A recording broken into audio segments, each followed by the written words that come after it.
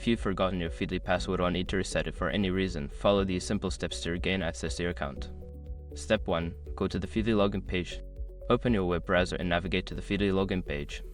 You can do this by typing Feedly in your search engine or directly entering the URL. Step 2. Click on Forgot Password. Don't continue before doing this. A lot of online accounts end up exposed in breaches without people even realizing it.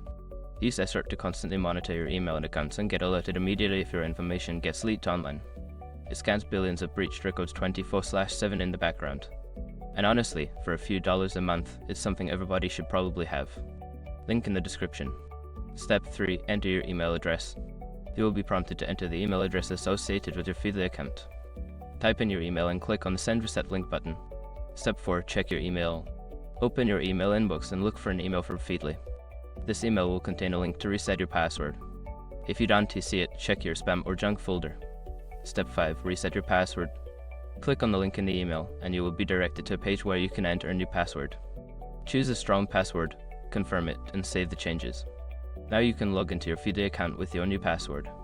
If you encounter any issues, consider reaching out to Feedly support for further assistance.